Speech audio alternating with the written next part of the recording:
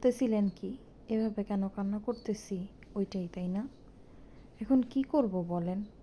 এই ভিডিওটা বিশ্বাস করেন, এই ভিডিওটা কত দিন যাবত যে আমি চেষ্টা করতেছি এডিট করার, কিন্তু আমার সাহসই কুলায় না। এই ভিডিওটা খালি যদি আমি ছাড়ি, আমার নিজের খাবার দেখা তো আমার নিজেরই ক্ষুধা লাইগা যায়। এখন আপনারাই বলেন, এই বিদেশের বাড়িতে আমি কি আর বাংলাদেশের মতো এরকম র্যান্ডামলি পোলাও মাংস খাইতে পারি? তাও আবার এত বড় বড় ধামসা আলু দিয়ে। এটা যদিও ধামসা আলু না, গোল গোল ছোট আলু, কিন্তু এই মাংসের আলুটার স্বাদ আহা হা অন্যরকম। তার সাথে পোলাওটা দিয়ে মেখে খেয়ে যদি তার সাথে একটু সালাদ আর একটু কাঁচামরিচে কামড় ফালানো যায়, উফ। এখন আবার একদল আইসা কি বলবেন? বলবেন যে বিদেশের বাড়ি থেকে পোলাওয়ের চাল নাই, আছে, কিন্তু সমস্যা হচ্ছে যেই দাম, সেই দাম দিয়ে কিনে খাওয়ার ইচ্ছাটা আর থাকে না। আর আল্লাহ যা দিছে আলহামদুলিল্লাহ, তবে এখনো ভাই মুকেশ আম্বানি হয়ে উঠতে পারি নাই, এইটাই দুঃখ। একটু ভালো করে যদি খেয়াল করেন দেখবেন আমার প্লেটে মাংস মাত্র 1 পিস, ওই রান। আর এছাড়া বাদবাকি 3-4টা আলু দিয়ে আমি সুন্দর করে মেখে মেখে খেয়ে ফেলতেছি। কারণ ভাই আমার আলু সেই লেভেলের পছন্দ। মাংসের এই ঝাল ঝাল কষা কষা আলুটা, বা বিরিয়ানির যে আলু থাকে, যে কাচ্চির যে আলু থাকে, এই আলুগুলো আমার ব্যাপক লেভেলের পছন্দ। এইগুলা দিয়ে আর একটু ঝোল দিয়ে আমি মেরে দিতে পারবো 2-3 প্লেট।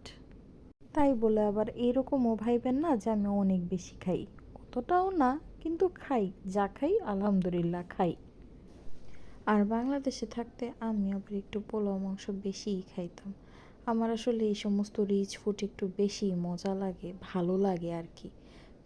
খাইতাম, এখনও খাই না তা না, খাই, তবে তুলনামূলক কম খাই। এই ভিডিওটা দেখে আমি নিজেই একটা বিষয় নিয়ে খুব চিন্তিত। আমার প্লেটে এত অল্প কাঁচামরিচ বা সিদ্ধ মরিচ কেন? তারপরে অনেকক্ষণ চিন্তা ভাবনা করার পরে যা বের করলাম, হয়তো বা সেদিন আমি তরকারিটার মধ্যে ঝাল বেশি দিছিলাম। কারণ আমি তো সচরাচর এই সমস্ত খাবার খেলে অনেক পরিমাণে কাঁচামরিচ দিয়ে খাই। আর নয়তো ওই পোলাওয়ের ভিতর আস্তে আস্তে যেই মরিচগুলো থাকে না, যেগুলো দেওয়া হয়, ওগুলো দিয়ে মেখে মেখে খাই। আচ্ছা, এবার আপনারাই বলেন, এই যে আমি রানটাকে যে নাচিয়ে নাচিয়ে খাচ্ছি, এটা দেখে, এই পুরা খাবারটা দেখে আপনার কতটুকু ক্ষুধা লাগছে? সত্যি করে বলবেন, কিন্তু একদম সত্যি করে বলবেন, ক্ষুধা লাগে নাই? হ্যাঁ, সত্যি করে বলেন বলেন। আর এই খাওয়ার সাথে এই পেঁয়াজ আর কাঁচামরিচ, সাথে শসা টমেটো সালাদ, আর শেষ পাতে এরকমভাবে আস্ত আলুরতে একটা কামড়। থাক ভাই, যান, কষ্ট করে একটু রান্নাটা সেরে ফেলেন, সেরে খেয়ে ফেললেন। আর যারা যারা ভাবতেছেন আজকে শিওর আমার পেট খারাপ হবে, ভাই এত বোকাও না। এটা আজ থেকে কমসে কম 2 থেকে 3 মাস আগের ভিডিও। এবার বলেন আমার এই খাবার ভিডিওটা আপনাদের কাছে কেমন লাগলো? আমি জানি এই ভিডিওটার কোনো আগামাথা কিছুই নাই। আর যদি বলেন শিক্ষণীয়, কম বেশি তো আপনাদেরকে সবসময় রান্নার রেসিপিগুলো দিই। মানে রেসিপি বলতে আর কি, আমি যেভাবে রান্না করি সেটা শেয়ার করি আর কি। তো সব সময় আপনাদেরকে ওইটা দিলে কি আর ভালো লাগে বলেন? তাই আজকে রান্না করছিলাম, সেটা খেয়েই দেখায় দিলাম। বেশ কিছুটা নতুনত্ব হইল, আর আপনাদেরকে কিছুটা জ্বালানোও হইল।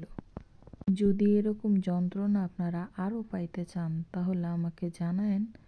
দেশীয় খাবার দিয়ে যন্ত্রণা কম দিতে পারলেও বিদেশি খাবার দিয়ে ঠিকই সেটা পোষায় নেব। তাহলে আজকের মতো এখান থেকে বিদায় নিতেছি। আপনারা সবাই ভালো থাকেন। এরকম ধামসা আলু দিয়ে মাংস রান্না করে পোলাও দিয়ে খায়েন, আর কি করবেন? আমি না খাইতে পারলেও আপনারা খায়েন।